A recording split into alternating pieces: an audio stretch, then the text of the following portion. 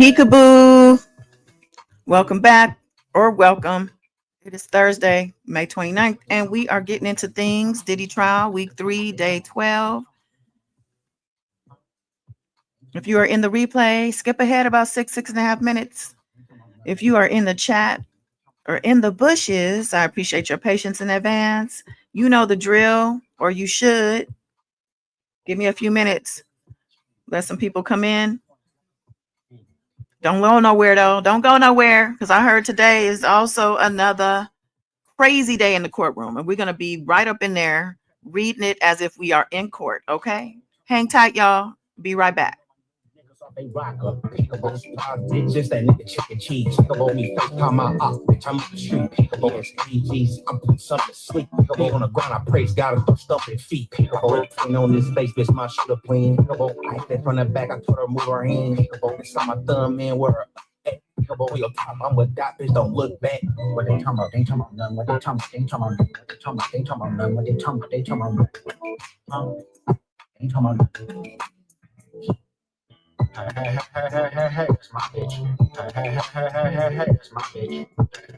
Hey, with all that fake shit. Hey, ain't the one to play with. Hey, till I found mine, double pocket all that times. Mr. Get off on your hands. If he hit the difference, you better follow up with hands. Lost to the nook, but now I'm trophied up. I'm saying, like, boom. The type of shit on you wouldn't understand.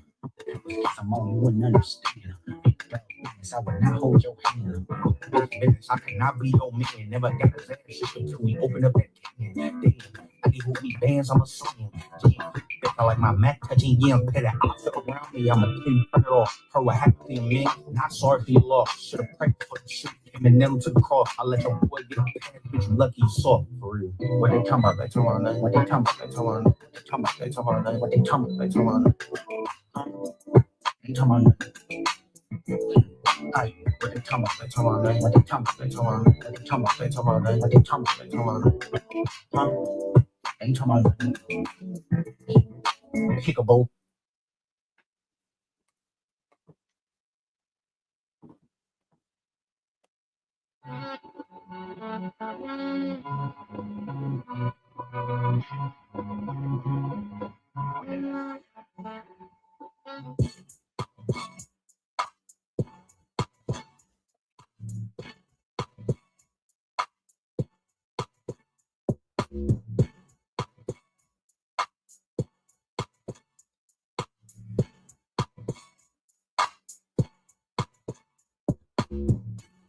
Got it Stone on the mic here at the trial. No, I'm just kidding. I'm kidding. But I will throw a freestyle on you. Give me a minute, y'all. Be right there.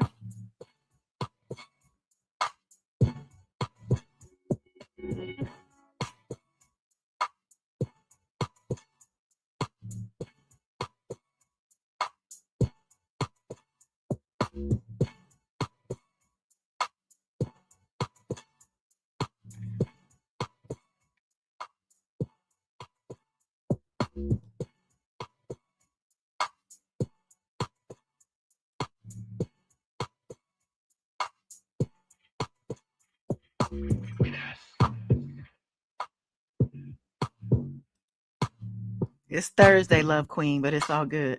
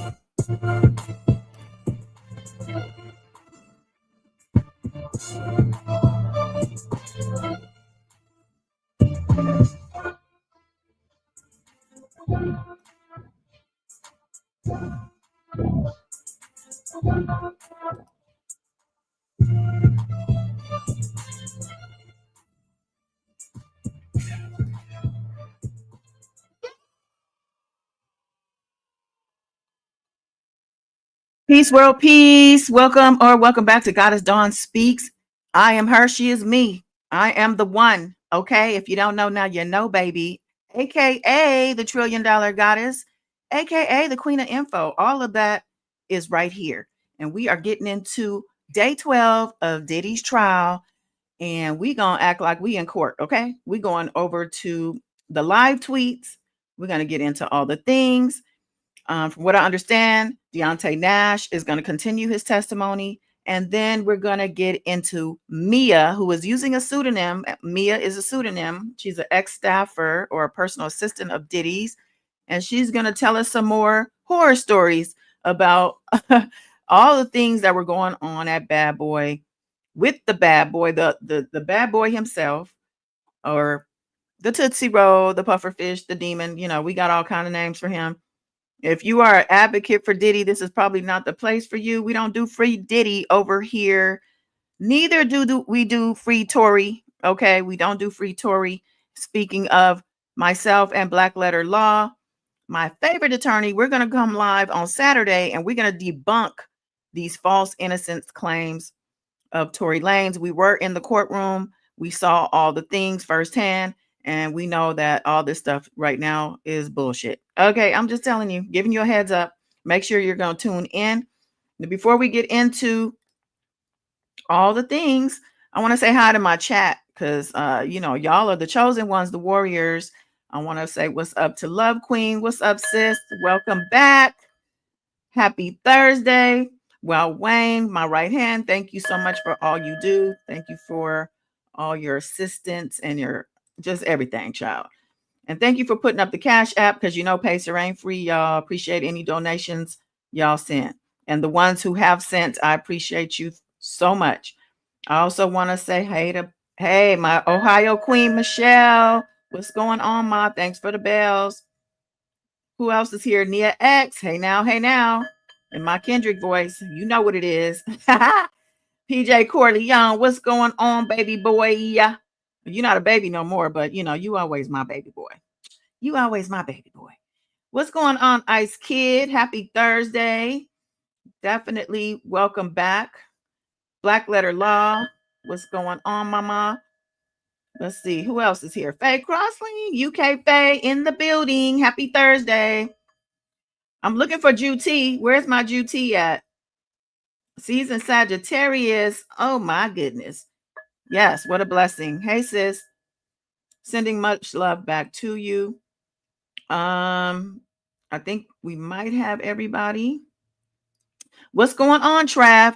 Oh, Trav, thank you for those pictures. Yesterday I totally forgot to save them, but I'm gonna try to do that before we get off.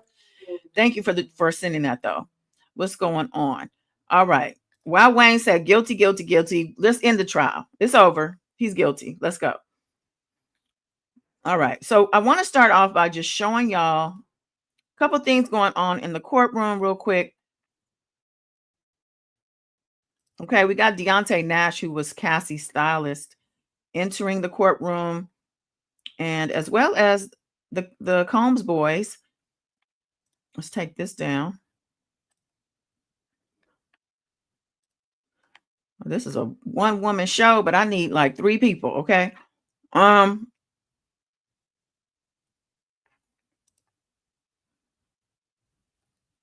Okay. Let me refresh this page because I just saved some things that aren't showing up.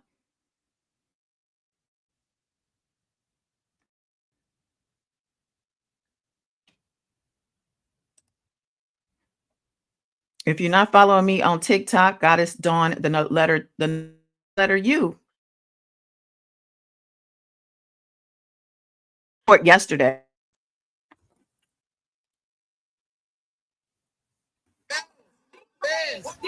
What's up?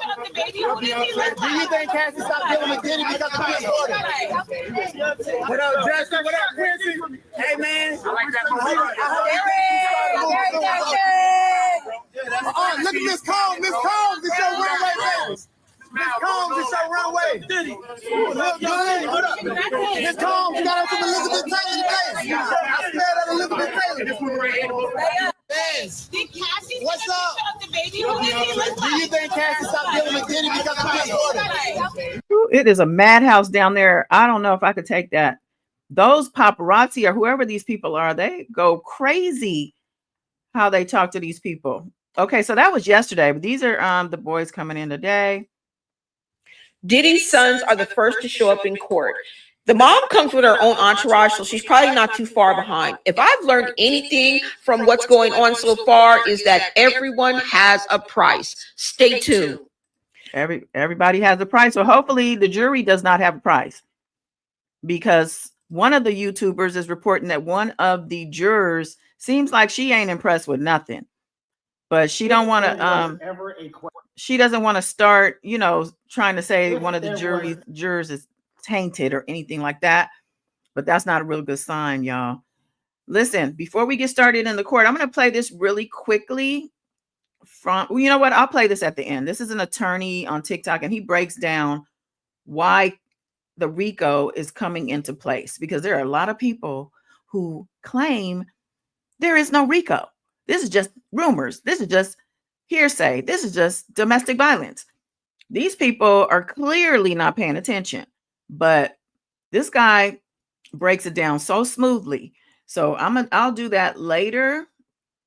But right now we're going to get into the courtroom. Let me come over to the tab. Make sure you guys are good. Love Queen said Janice looks like hell. I was going to say that. She looks like she done aged about 20 years. She trying to, he called her Elizabeth Taylor. I guess she's trying to bring the fashions, but I don't know. Let's get into court, y'all. Love Queen, man. You've been missed, okay? All right. So as always, I want to thank Matthew Russell Lee for bringing the live tweets, doing what he does for Inner City Press, because, without him, we couldn't do this.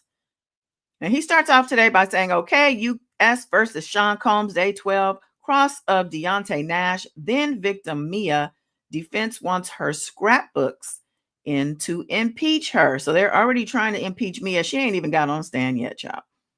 Now, before the jury gets in, Diddy's attorney, Alexander Shapiro, she says the articles in the scrapbook are not being offered for the truth. The prosecution says the articles say that Combs wanted to get to the bottom of Biggie's murder, but the feds are investigating us. They've been trying to get this in. Oh my goodness. Are we bringing Biggie into the case? Because that's what's needed. That's really what, listen, in my opinion, take the RICO away and put him on a unalive charge for Biggie and Tupac. Now that we on that. Okay. Now the judge says if it went back into the jury room as evidence, it could be prejudicial to the prosecution, but to let the jurors look at it as a demonstrative. The prosecution says if they flip it through, okay. If it's passed around, we want a limiting instruction. So the jurors, they have to keep the jurors in a frame of mind of like, you can't go by your emotion. You have to go by the letter of the law. So they have to keep instructions on these people for everything. All right. The judge says, who's going to be cross-examining Mia? And Shapiro says, Mr. Steele. Of course, that's Brian Steele, who was Young Thug's attorney for that YSL case. Steele says, what if we redact her part about Biggie's unaliving? The judge says, it's more than that. You concede the articles are not relevant to this case. It's that the scrapbook was put together. The judge says, you've been given some leeway. I'll leave it to you. Steele says, I don't want to waive the issue. Thank you. The judge says, the social media posts, there's an objection. I overrule it.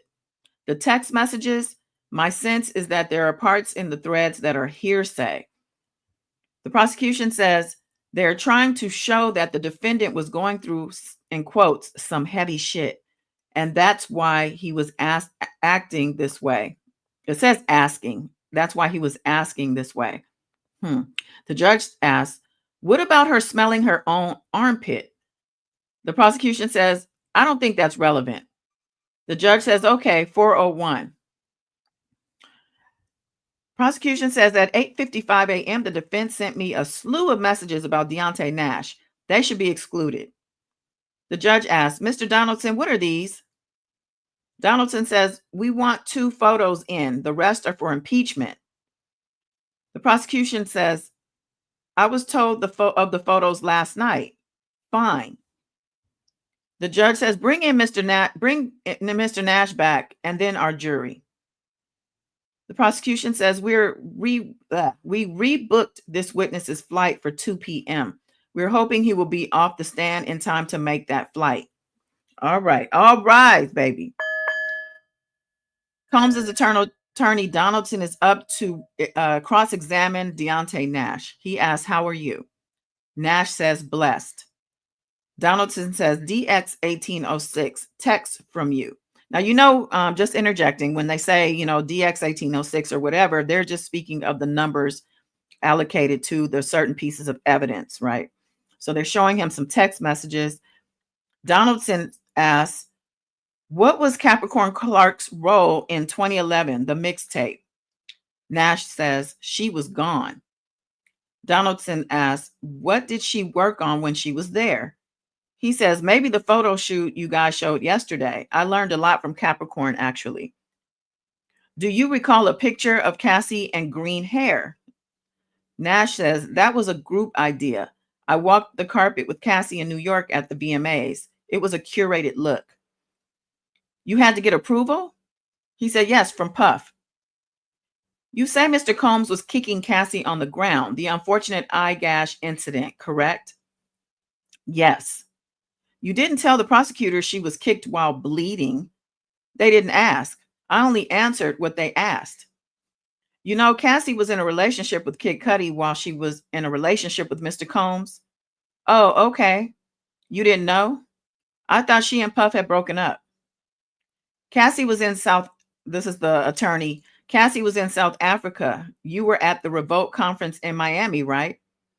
He says, yes, I was there to style Lil' Kim.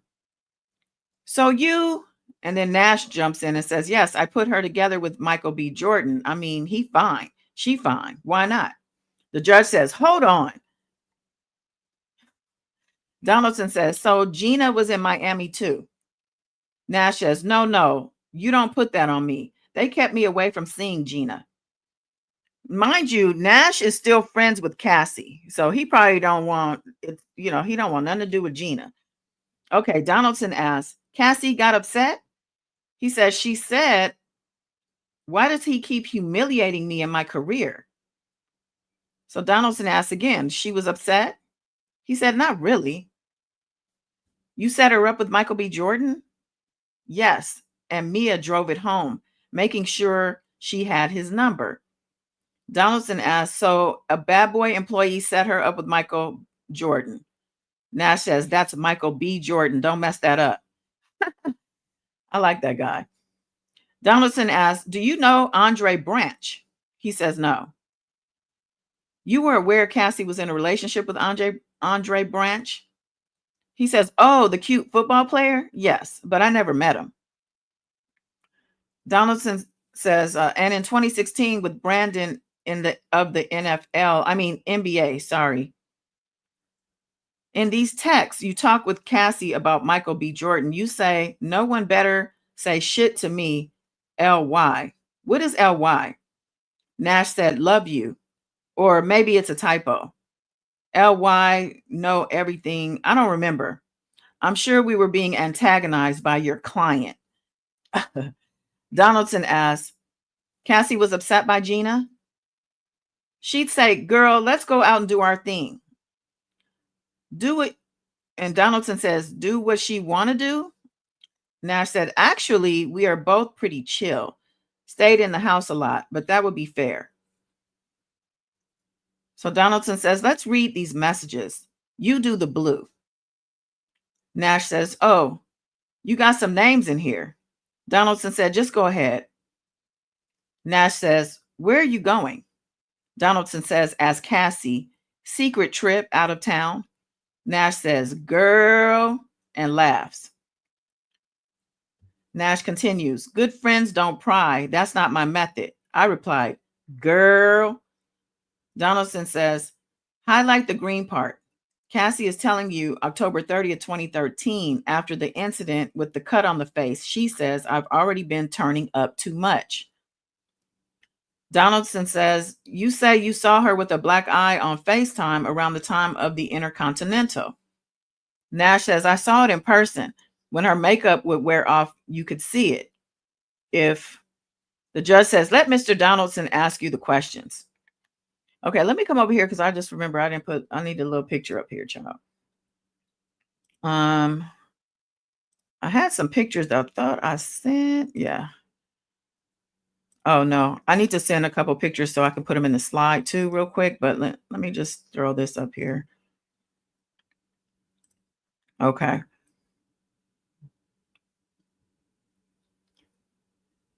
So the judge is basically telling Nash to slow down. Donaldson says, you read these after Cassie says the N is wasted. We both did the same. Nash says, in quotes, it says, is there a lot of people there? And he said, oh, it's talking about a Gwen Stefani song. Donaldson says, he said, take your broke ass home and ride into the sunset. And Nash said, and we did. Donaldson asked, did she mention to you about having threesomes with other men? Nash says, no, she didn't tell me. Donaldson says, Mr. Nash, read that to yourself, then lift up. On May 10th, 2025, you told the government the videos came from her phone. Nash said, no, I told them he would tape her on her phone. Donaldson says, isn't it true she said videos were from her phone? Nash said he would record on her phone. I stand firm on that. Donaldson says, you say Mr. Combs said, you won't do this one thing for me? He said, yes. Donaldson says, you said you saw Mr. Combs pointing in Cassie's face in the Blind Dragon, right? But you never told the government, right? The first you said is at trial. Nash said, I guess so. I gave them very little by phone. She said she didn't want to go. Donaldson says, you helped her pick the clothes for court? Nash says she couldn't fit anything. She needed clothes. For the pregnancy? Right. On that Friday after she finished, she called you and said, I'm done? It wasn't like that. Did you get Cassie super high? What? No, I did not. Judge says, Mr. Nash. Donaldson says, the 29th birthday, you say she packed sex toys in her duffel bag from her bedroom, right? He said, correct. Mr. Combs didn't say grab the sex toys. Nash says they were going. Donaldson cuts him off and says, on the golf cart, let's talk about Las Vegas New Year's 2016 to 17. You said you were told Cassie was sleeping all day. He said, correct. Donaldson says, put up DX 1847 for the parties only. What is this? He said, Cassie. Donaldson said, the low budget producer you mentioned was there? He says, right. Yes, right next to me, snoring. You say Cassie told you another man was coming over and asked you to leave? He said, both of us. Your reaction was, and then he sighed. He says, yes. He said, your reaction was, and he sighs. And then he says, yes. Donaldson says, you saw a man walking around knocking on the door and they let him in? He said, yes. They were not doing drugs, right? He says, we were doing them in our separate places. Once I start working, I just start going. I was packing my 10 body bags. Then they went to a hotel, and again, she didn't tell you she didn't want to go, correct? Actually, she said she wanted to stay home, work on her music. Donaldson said, read the green. Nash said, enjoy y'all time together. Y'all don't get much of this. That's you telling Cassie in January 2017 to enjoy her time with Puff, correct? He said, yes. Cassie wrote, I spoke up for myself, and you wrote you wish you were in with them on vacation. No, I meant in Mexico, not with them. Cassie wrote, the next room is on the beach. This one on the golf course. I have everything organized. Nash said, I wrote LOL. Do you all have a lot of shit?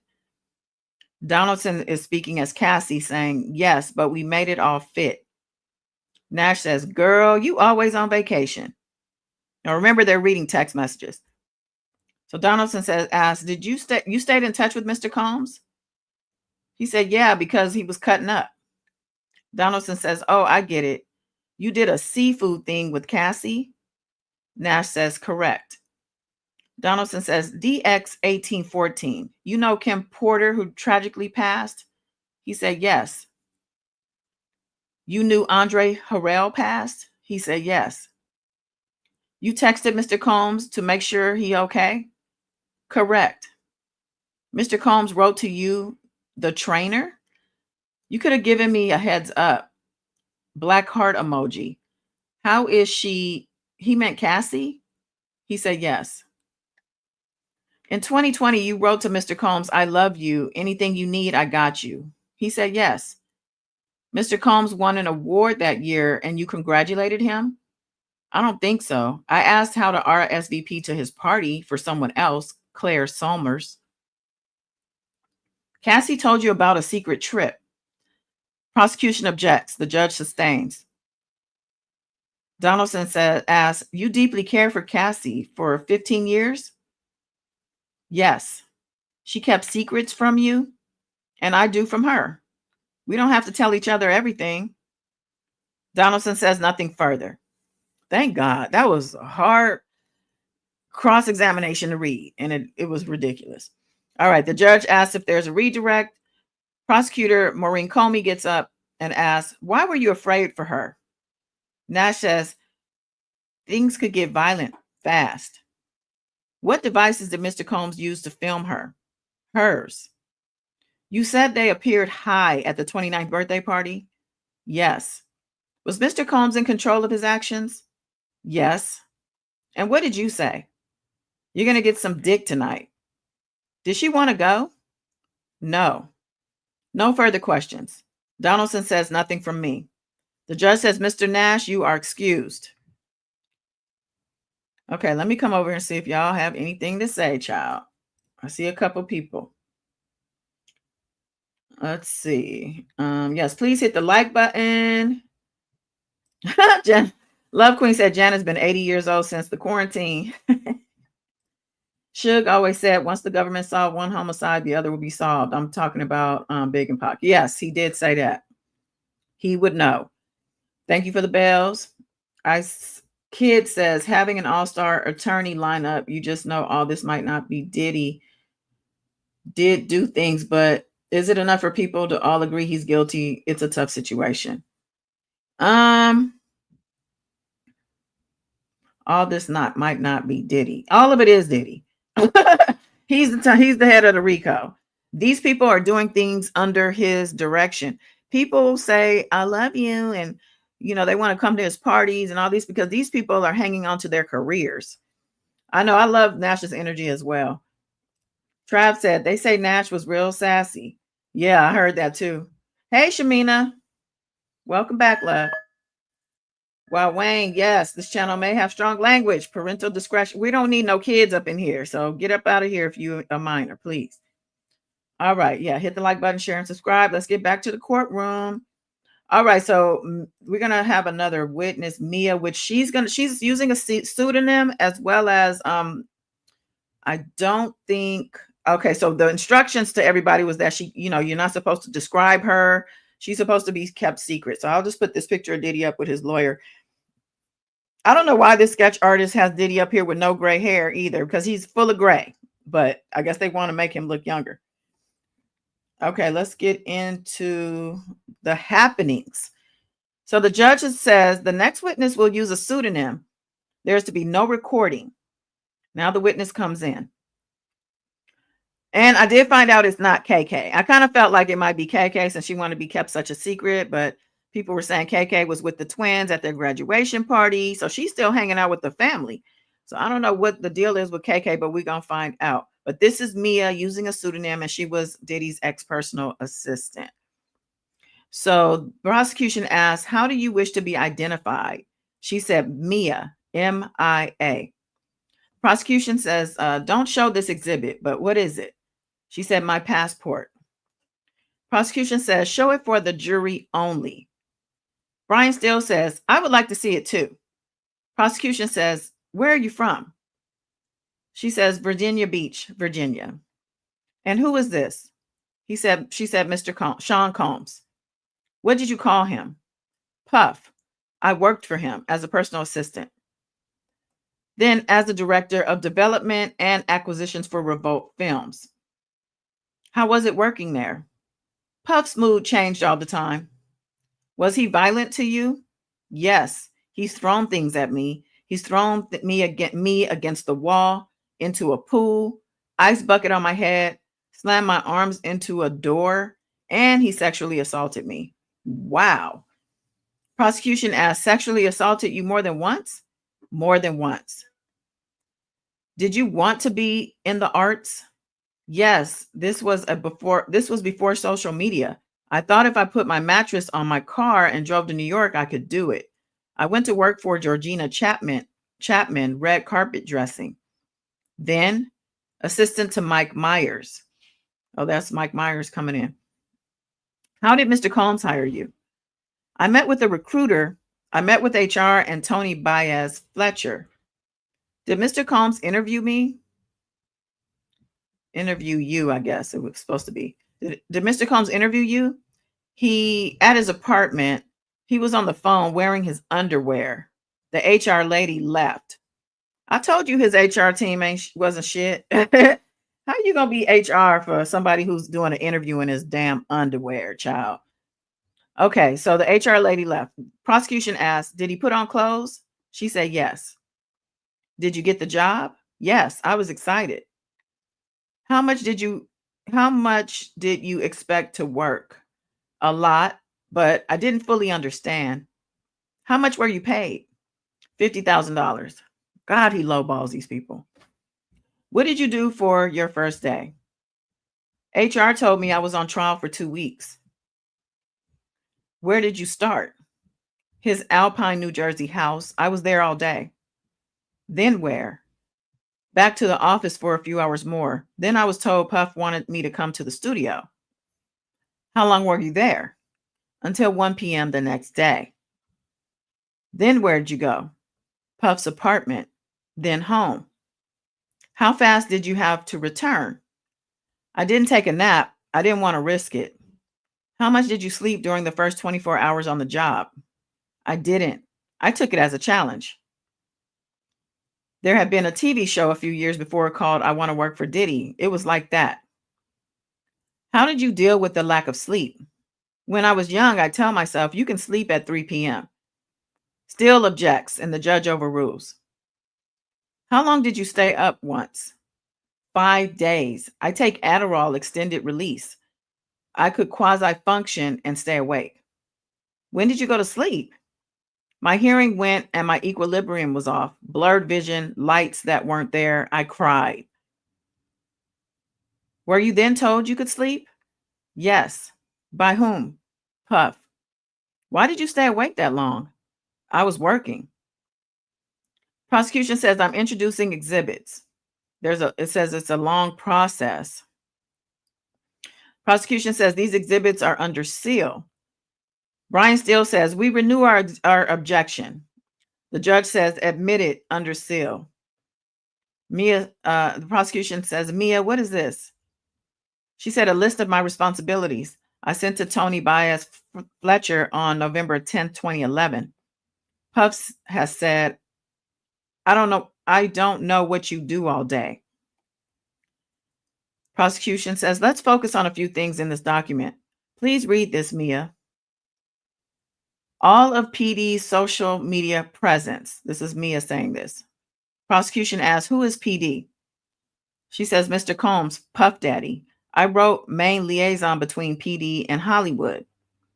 Did you do that? Mia said, BlackBerry 24/7. She said, I wrote anticipate his moods in quotes. Prosecution says, why was that important? She said, it dictated the day. They said, you wrote every day is different. She said, and that in quotes, he could ask you to crack his knuckles or do his taxes. Prosecution asked, did you have an apartment? She says, yes, in NYC. Were you there much?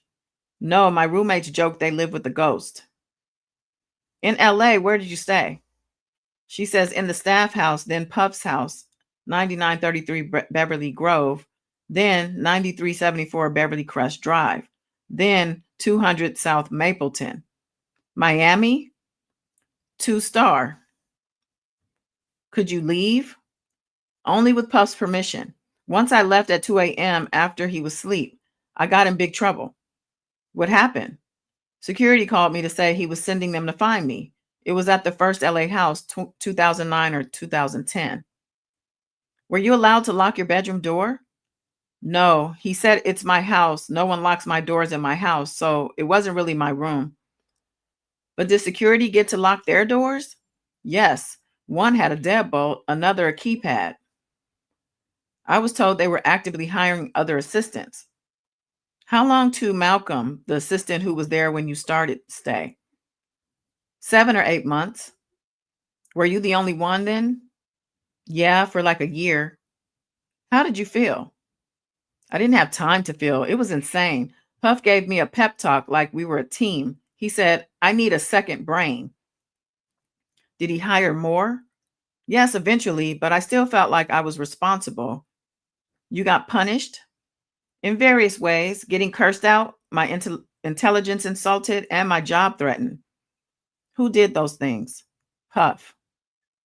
Who is this? George Kaplan. He was another personal assistant for Puff after me. What was Revolt Films?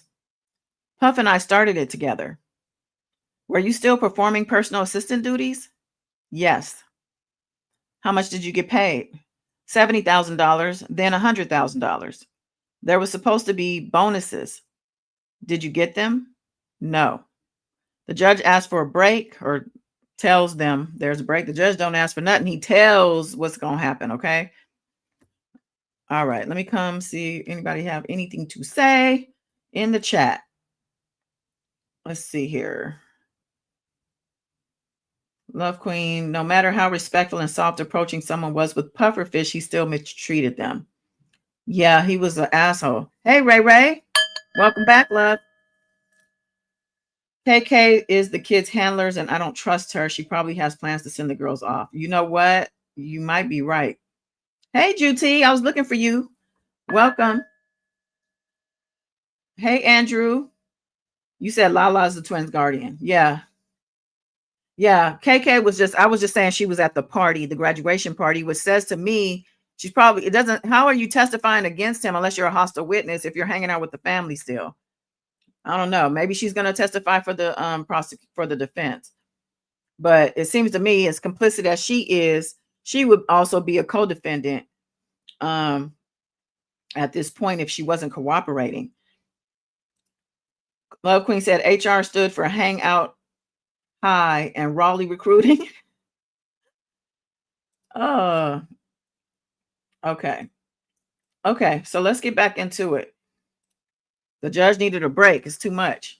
All right, they're back from the break, and the prosecution says GX2A401. Who is this? Mia says Cassie Ventura. How did you know her? Working for Puff, we became close friends. Still today? Yes. How was their relationship? Highs and lows, unequal. Was there violence in their relationship? Yes. We'll get back to that. What was Mr. Combs' role with respect to her career? He decided on everything, shows, the look. 3T107R. What is this?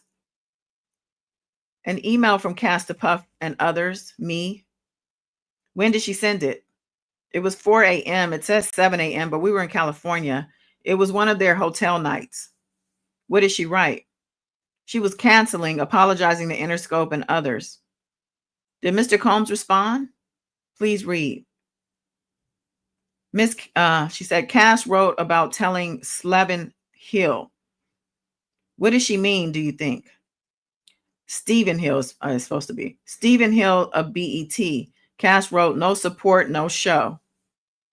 Why did you forward this to Tony Fletcher? I had to keep her informed. She was in charge of booking hotels.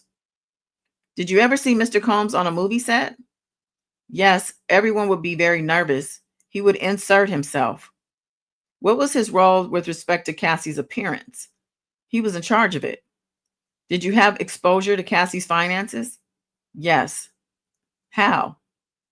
I learned the company paid her credit cards and that the places where she lived were under his company names and her cars. Did he take things away? Yes, cars and jewelry and support if you couldn't get her on the phone. He'd keep tabs on her through me. What part of your job to spend this time with Cassie? Was it part of your job to spend this time with Cassie? Yes, I had to do whatever Puff told me to do. What could you go where you wanted? No, we had to be where Puff told us we could be. And if not, something very scary. The punishment was unpredictable but terrifying. We'll talk about some more of that as we go through your testimony. How would Mr. Combs communicate with Miss Ventura? Sometimes through me. Did you see violence? What kind? I saw a lot of aftermaths and injuries she had. I've seen him attack her and throw her on the ground. I've seen him crack her head open. I've seen him chase her, things like that. Did she fight back? No. What did you hear and see? Suitcases being thrown into the foyer. Did you see Cassie after that? She was outside, crying in a bush. She looked terrified. She gestured, I'm hiding. I'm not here. What did you do? Retreated. Did you tell anyone? I think the chef was in the kitchen. The sentiment was like, objection, that's Brian Steele. Judge sustains. What did the chef say to you? Objection. A prosecution says, not for the truth. The judge sustains. What happened in Cassie's apartment? We were there, me, Cassie, and Deontay Nash. What were you doing? Helping her pack for a big trip to London. Puff came banging on the door, very irate. How did he get in? Key from the front desk. What was Mr. Combs asking Cassie? He said, have you been drinking or something? She hadn't answered his calls. What did Mr. Combs do? He came after me and Dante screaming, has she been drinking? He was crazy aggressive. He attacked her. He threw her to the ground. Me and Deontay jumped in and tried to stop it. What did you do? Deontay is very small in comparison to Puff. There was a little tornado going on. He had Deontay in a position where I was scared he was going to unalive him. So I jumped on Puff, but he threw me off again and against the wall. I felt like I was in slow motion.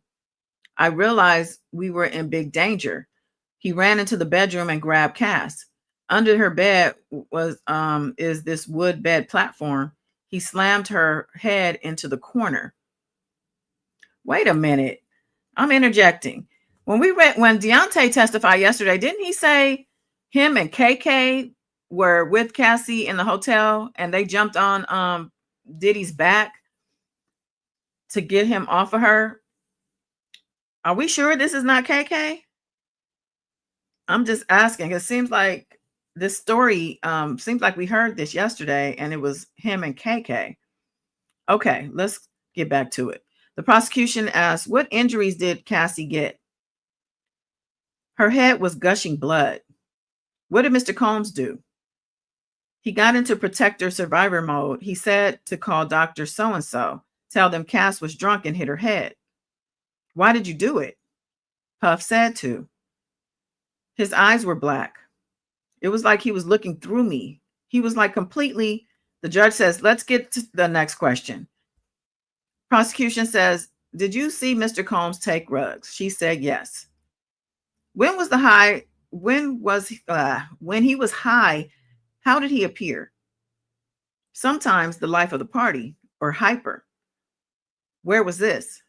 Ibiza or Burning Man or music conferences? When he smashed her head, did he seem high? No.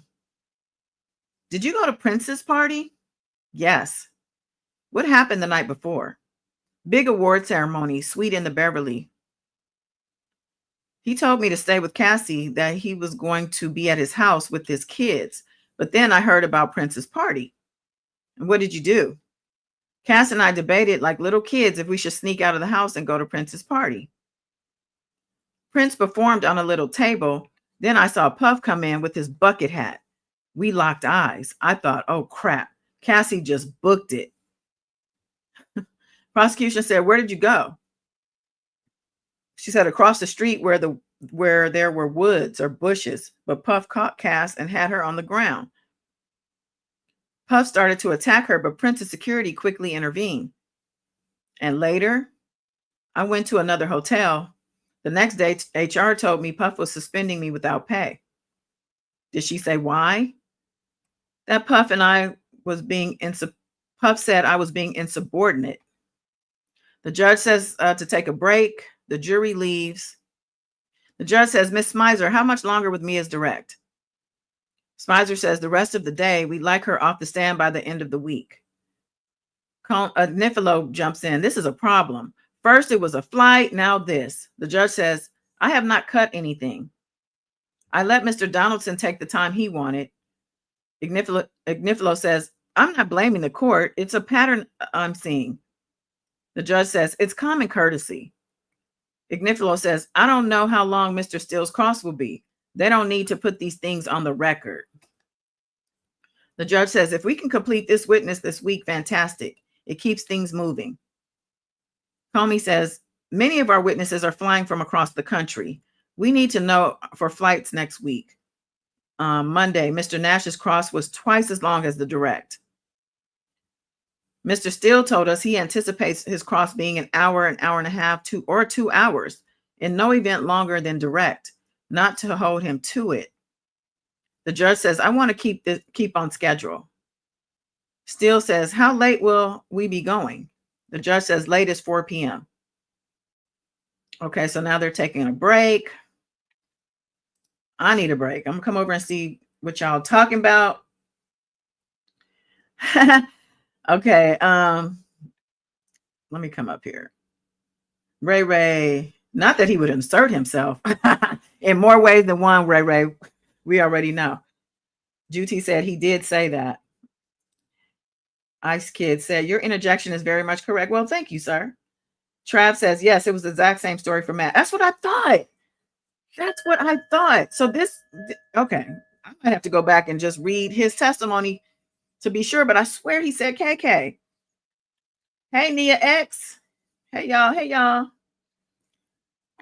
All right, let's get back into the courtroom.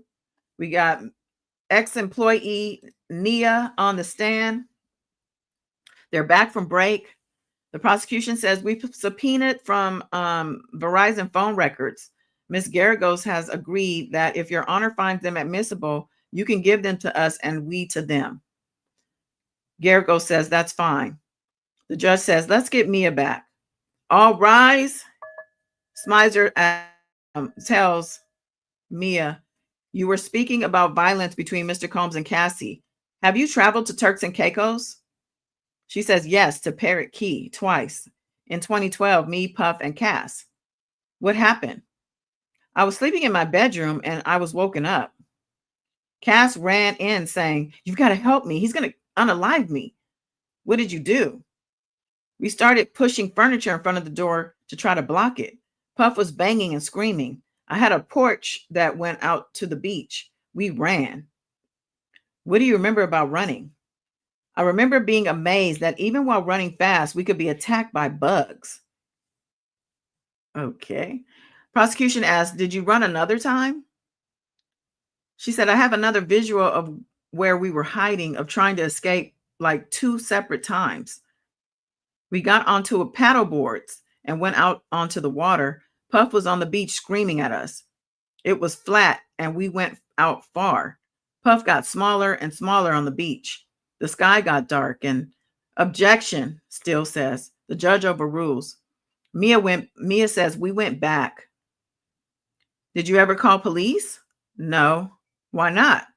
I believe Puff's authority was above the police. This was before social media and Me Too. Hashtag Me Too. There were no examples of people standing up. I thought it was under the confidentiality deal with Puff's business. What's this? A photo of Cass eating a hot dog at the premiere of her movie, The Perfect Match. She has bruising under her makeup.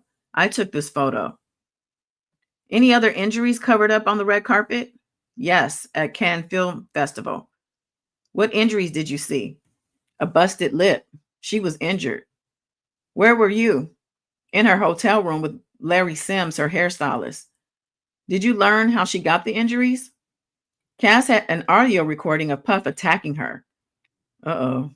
How did Cassie sound on the audio recording? Objection. The judge overrules. Mia said panicked. Oh, Nia, I know. Mia said panicked. I heard the sound of someone getting hit. Did you go to events? She said the premiere Brad Pitt's movie, Killing Them Softly. What happened at the premiere? Puff was digging his nails into her arm and talking low. What would Mr. Combs ask you to do? Mia said, take care of her. I bring her arnica gel. For what? Bruises. Let's turn to December 22nd, 2011.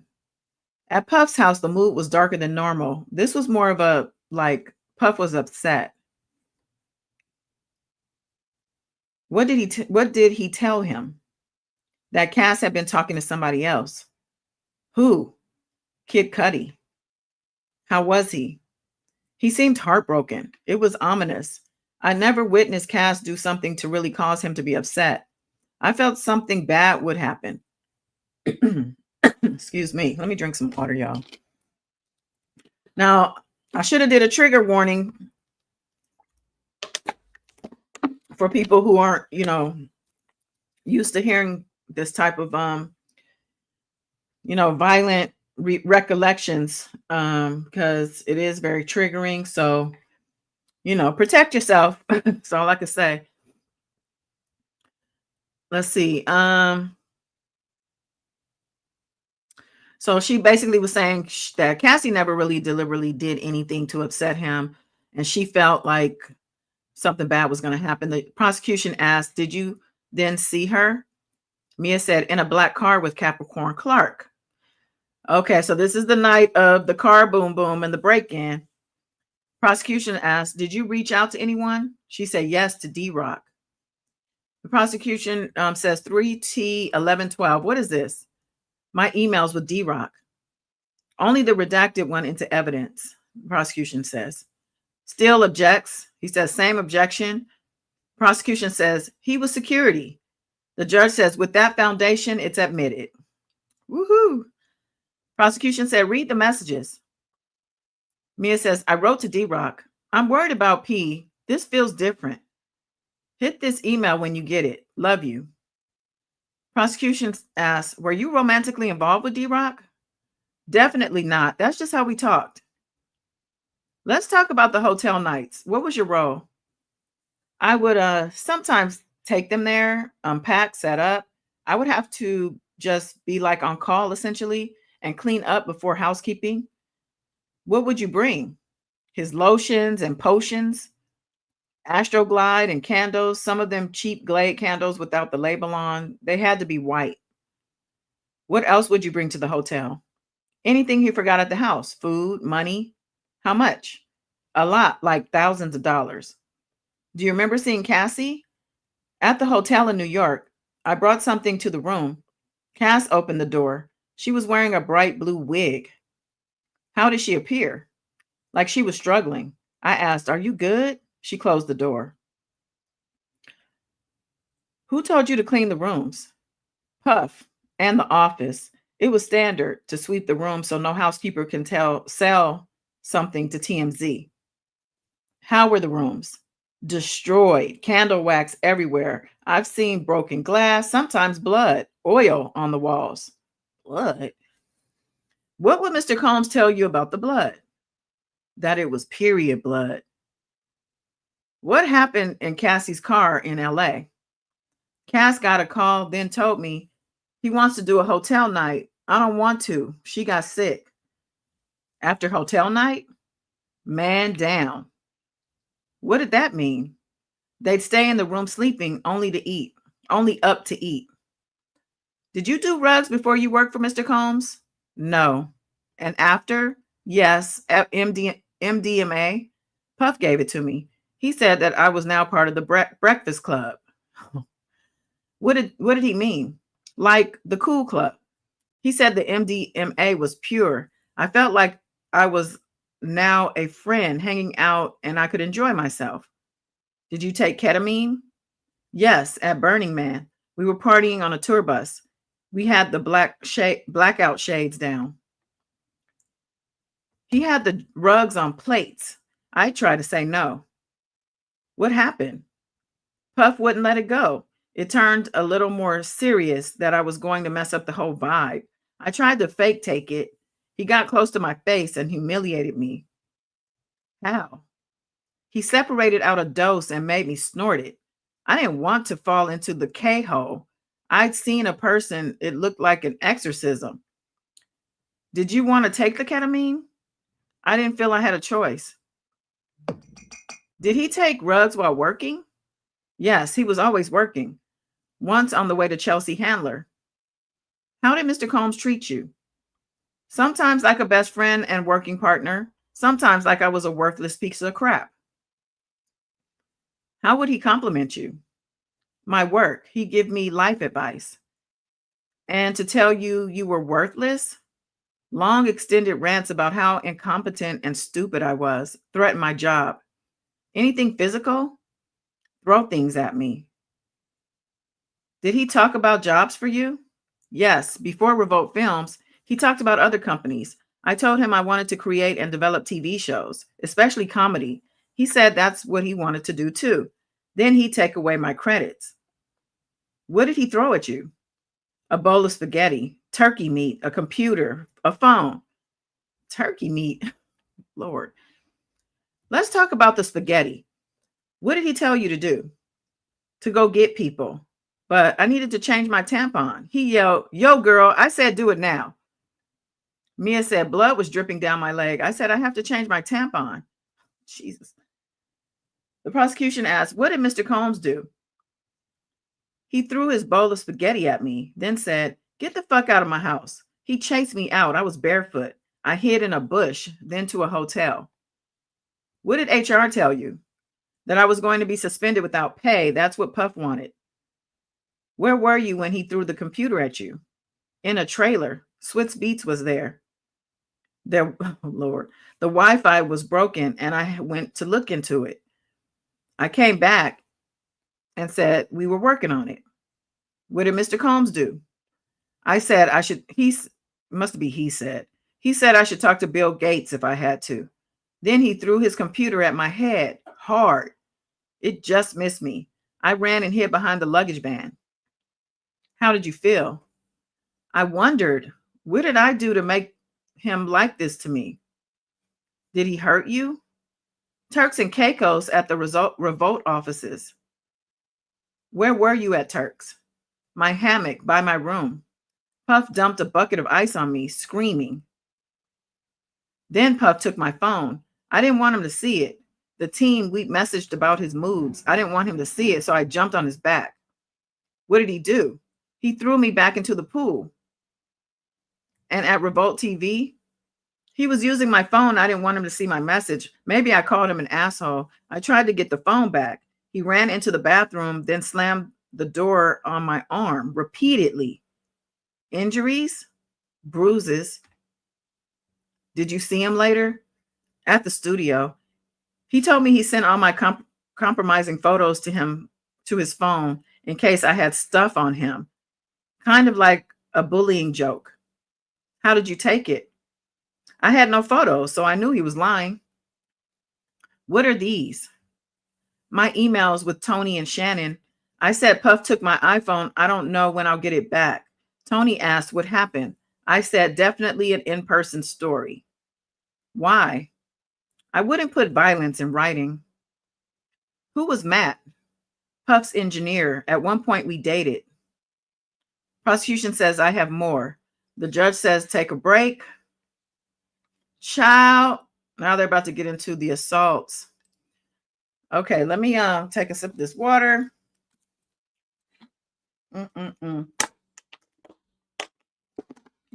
I can't even imagine working for somebody and staying there with all this going on. But I mean, I don't know. Nia said she got to go. Okay, I get it. We'll talk later. No, not Nia, Mia, M-I-A. Okay. Well, Wayne said, people in the bushes, hit the like button. Yes, please. Welcome new subscribers. Trav says, D-Rock got to be called to as a witness because his name come up every day. Okay, that's what I'm thinking. He has to be one of the last. I'm thinking they're saving kind of, I won't say the best for last, but they're saving like the hardest hitting stuff for last. I think they feel like I said yesterday, the prosecution has enough because they said they're going to cut their witnesses short, and they said they're going to end earlier than they had thought. So I feel like they think they have their case coming together pretty good. Okay, let's get back in there, y'all. They're back from break. The prosecution says the prosecution asked Mia, the sexual assaults, when did they occur? She says, when I was working for Puff. Where was the first time? The Plaza Hotel in New York for Puff's 40th birthday. Were you his personal assistant? Yes, I've been there only a few months. What rooms did Mr. Combs rent out? The penthouse, party guests and celebrities there. What did Mr. Combs do? He asked to speak to me in the kitchen. It's a question mark after that. He asked to speak to me in the kitchen. What did he do? He had everyone else clear the room. What did he say? That we were going to be working closer together. He used 2 shots of vodka each for his birthday. Oh, us. He poured us 2 shots of vodka each for his birthday. What did you do with the shot? I took them. They hit me hard. Usually I could take it easily. My eyes couldn't focus. His face was close. He put his arm up the side of my dress and he kissed me. Did you want him to? No. Were you able to say no? I was shocked. I froze. I didn't process what was happening. The next thing I knew, it was morning and I was in a chair in the penthouse. How had you looked at him? Like an older adult. He was the boss or the king. What were your expectations? I thought it would never happen again. A huge accident. Were there other times he made you feel uncomfortable sexually? Yes. I had to carry bags to his room. Downstairs was Uncle Paulie. And I'm going to interject real quick. Y'all remember Paulie, the security guy? I think that's the one that was unalived, or I think they said it was a heart attack, but we know because he came on TikTok and he said he was about to out Diddy and Jay-Z and that they have been doing horrible things and unaliving people. Next thing you know, he was unalived. And I think this is the Paulie they're speaking of, Uncle Paulie. Prosecution said, what did he say to you? Still objects. Judge asks on what grounds. Still says hearsay. Prosecution says for the effect. The judge overrules.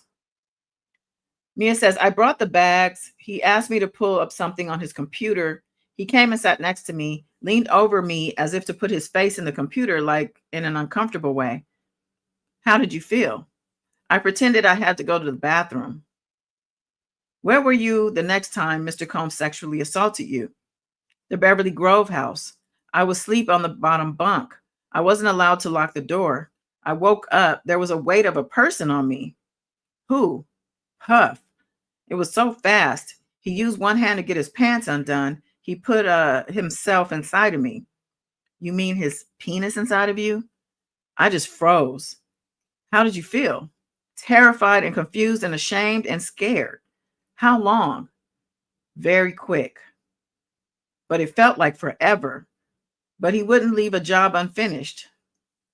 Is that when it would end? Yes. The next time? The Beverly Crest house. I was on his bedroom closet floor putting things in a bag. Then Puff was in the closet. He had his penis out and he grabbed my head and cries and put it in. And she's crying, I guess. She's crying and put it in. Oh, yeah. Mr. Combs took his penis out and put it in your mouth? Yes, I was frozen. I didn't do anything. And she's crying here. How did you feel? Like trash, scared, and ashamed. How long did it last? It was very fast. Were there other sexual assaults? Yes, I have a dark feeling. One time we were flying on a private jet. Everyone was asleep. By the bathroom, there was a bed. I went by and he was standing right there. I tried to make it about other people who might see or hear. It didn't work. How did you feel? Helpless. I had lost some layer of protection. I wasn't safe. Terrified. Do you remember what happened? No. Okay, let me refresh this. Was Cassie ever there? No. Did you ever want these sexual acts with Mr. Combs? No. Did you ever tell him no? I couldn't tell him no about a sandwich or anything.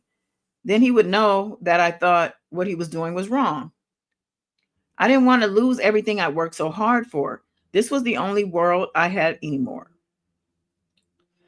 What would happen to your job? I would never work in that industry again. And physically, that I'd be attacked. I don't want to die. He threatened that he would tell Cass and that I had something to do with it. How did you feel? Desperate and trapped, worst scary situation. I would have done anything. It was my fault. Did you tell anyone? I think it was, did you tell anyone? But he put, did you tell any more? No, I was going to die with this. Yeah, it was, did you tell anyone? She said, no, I was going to die with this. I would be humiliated, never work again. And who would do these things? Puff and all his people. This was way before social media and the hashtag Me Too. There was this confidentiality. Did others speak up? Kayla Faulkner, not sure of the spelling it says. How did you hear? I heard there was an urgent call among film people. What did you hear? The judge says, lay some context. Who was on the call? HR, C-suite executives. What were you told? If she sued, I'd have to testify. I was supposed to say she was drinking and punched me, and that's why she was fired. Was that why? No, it was because she complained. When else were you told you'd have to testify? After Capricorn Clark. Did you have to testify? No. Why didn't you go to the police about Mr. Combs sexually harassing you? I didn't even consider it. Did you have experience with the police? Yes, I was speeding. I hadn't had time to get my license renewed. It was the only time I name dropped. I told her who I worked for, and she said, get him on the phone. I did, and she laughed. Oh, Puff Daddy, I love you. Did you get a ticket? No. Wow, so the police are telling Puff they love him on the phone, child. Why didn't you tell us at first about the sexual assaults? It's the most shameful thing of my life.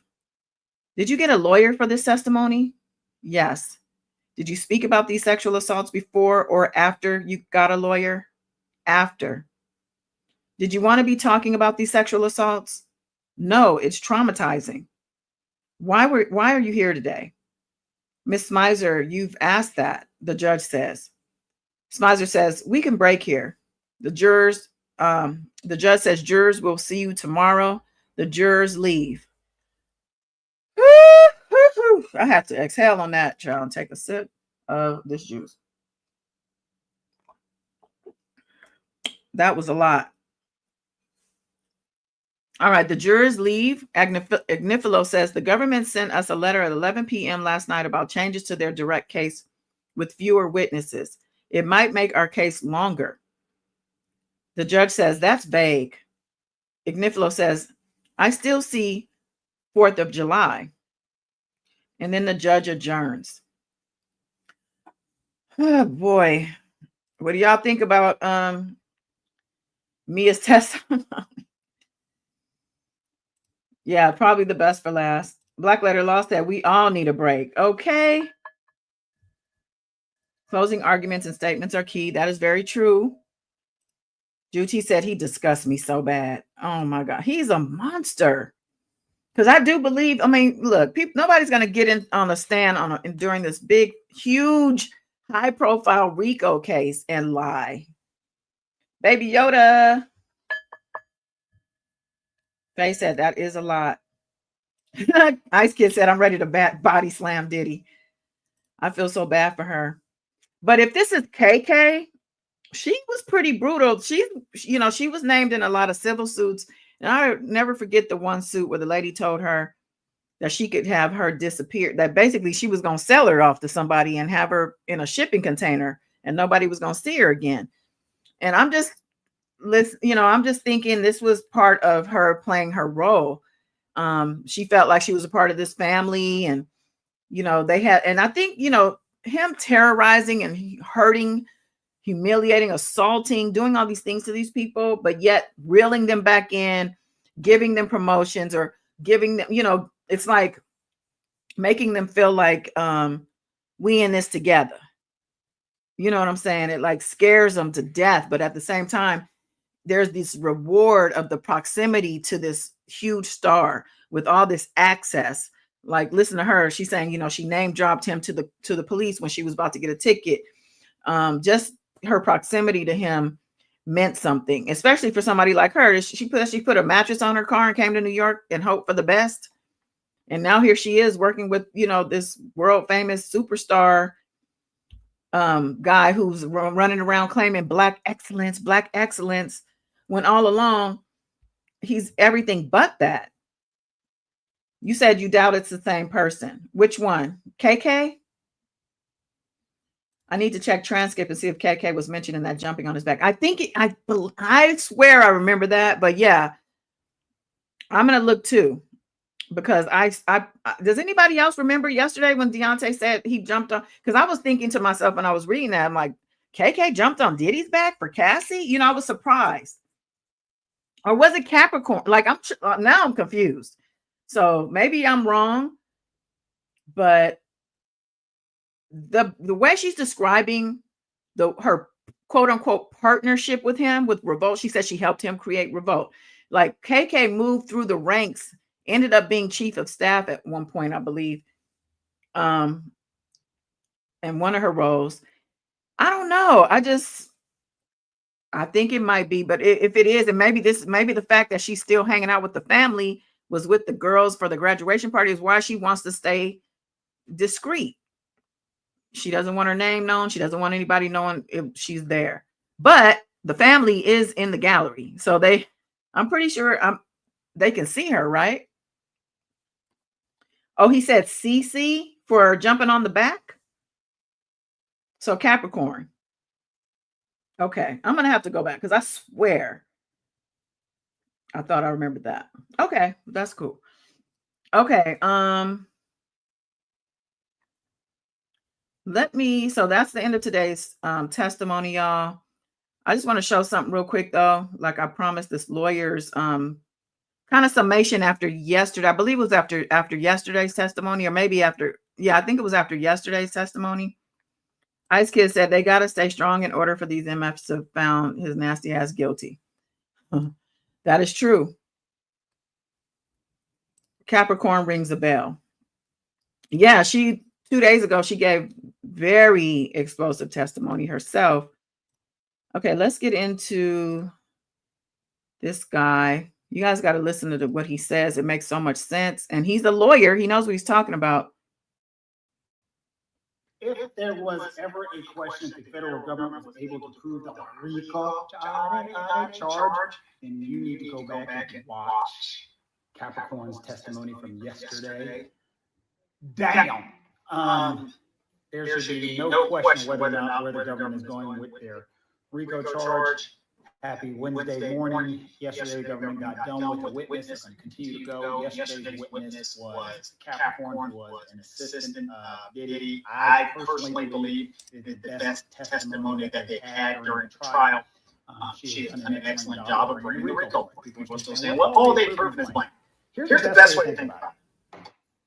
The judge at the end of the trial, and we talked about this before, is going to read off what's called a jury charge. He's going to charge the jury on the law and say, okay, you agree with it or disagree? This is the damn law and this is what you must follow. So he's going to say the following.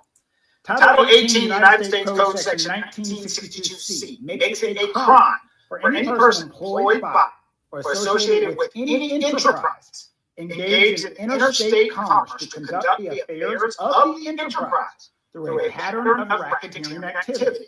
For you to find the defendant guilty, the government must prove each of the following beyond a reasonable doubt. That's what we're going to tell. One, that an enterprise affecting interstate or foreign commerce existed. Check. Second, that the defendant, that chocolate demon over there, was associated with the enterprise. Just associated. That's all it says. Next, that the defendant conducted or participated either directly or indirectly in the operation or management of the enterprise. Finally, that the defendant did so through a pattern of racketeering activity. And then the judge will define racketeering activity. He will talk about sex trafficking. He will define kidnapping. He will define prostitution. He will define forced labor. He will define bribery. He will define obstruction. He will define arson. And he will say, if you find two of those, that's enough. And then he'll define enterprise. Indeed, an enterprise need not have a name. So in other words, there doesn't have to be a board meeting that says, all right, Joe, welcome to the meeting of the Diddy, beat the hell out of a woman gang. Bob, I'm gonna need you to go down to California and burn a damn car. Joe Nathan, what I'm gonna need you to do is I need to make sure you give me some of them, well, you know, thicker brothers from out of the Midwest to do some of our stuff. Thus, an enterprise need not be a formal business entity such as a corporation, but it may be an informal association of individuals. A group or association of people can be an enterprise if, among other requirements, these individuals associate together for a purpose of engaging in some course of conduct. Common sense suggests that the existence of an association, in fact, is oftentimes more readily proven by what it does rather than by the abstract analysis of its structure. Translation. If you got a bunch of guards who are enablers who are helping you whoop the hell out of a woman and doing some awful stuff, guess what, ladies and gentlemen? That's an enterprise for definition of RICO. I think D.L. Hughley said it best.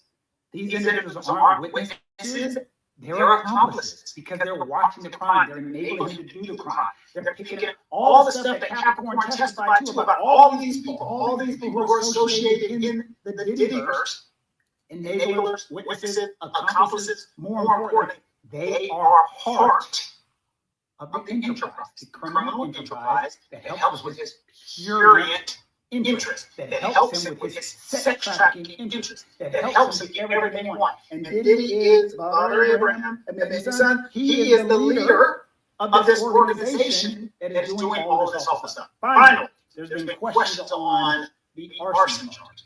I don't think the government has come close to the arson. And I've been asking myself, why are they doing that anyway? Think about it. Under the law, there's something called the totality of the circumstances, that the government can go to a judge and say, Your Honor, we are trying to prove this arson through circumstantial evidence. And to prove this, we need to be able, a little wide latitude, to point and connect dots everywhere else. Because otherwise, we would not be able to get it in, because it's required by that. So they're able to get into that burglary, they're able to get into the Marvel supervillain, they're able to get into the kid cutting information, all this other stuff they would not be able to get in, but for them bringing the arson. The Capricorn White testimony, the Kid Cudi testimony, the Cassie testimony about the burning the car, all of that stuff that's unrelated, they're able to bring in to go after Diddy.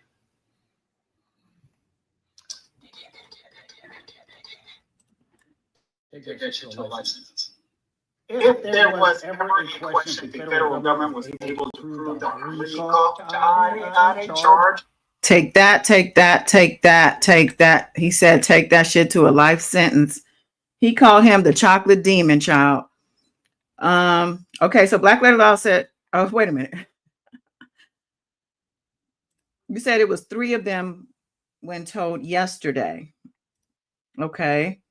Love Queen said, I thought Pufferfish was bald, or are those old sketches of him? I don't think he's bald, because people have described him with hair, like, and he got a haircut at one point, and somebody said it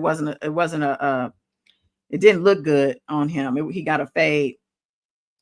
Okay, Black Letter Law says she doesn't think it's KK. I wonder how they will approach the essays on Cross. They're probably going to ask, you sure you didn't want it? Yeah, that's going to be interesting. He said Mia when he testified about the jumping on the back. Oh, okay. You were surprised that he kept using the alias. Yeah, he kept on point with it. They probably stressed it to him very seriously. Well, all right. Well, listen, let me put his yellow teeth self back up here. See, he has a lot of hair and a goatee, and all of it is white. So I don't know who's doing these sketches where he has dark hair. I don't know, because that just for men hair stuff is not available in the jail. And it looks like toothpaste might not be available either, according to this sketch child. But anyway, y'all, listen, I appreciate you for being here for today's session. We will be back tomorrow. Tomorrow is Friday. Hallelujah. Looking forward to getting this thing wound up, because this is a lot, child. But I know Diddy and them are scraping and scrambling, okay, to figure out how to get up out of this, because this is a lot, and this direct testimony is some serious evidence for that ass, okay? Juti said, oh, please send him back to jail forever. Forever, forever, ever. For sure. Yeah, I see him he's going to get some time. I don't see him just getting out of this unless there's some type of misstep with the prosecution, or something, something happens, because they are gunning for a mistrial. I know they're gunning for a mistrial. They're gunning for something to happen so that he can just walk away. But I just don't see that. And I'm not sure if he's still doing that black magic voodoo stuff he's been doing all these years, but he's probably trying all that he can. But that tattoo on his back, we're going to have to talk about that, Love Queen. We're going to have to do a live. Maybe we'll do a panel one evening or something, but we're going to have to talk about like all the little extra stuff, because that tattoo on his back of that, what was it? A Nigerian goddess or some of the protector of women and children that he has on his whole back. She is, going to combat anything he's trying to do against, I believe, this. I love you too. And thank you. I really do appreciate you guys for coming in here and spending the time. You could be anywhere else. Yes. And we are out. Peace and love. Until tomorrow. Bye.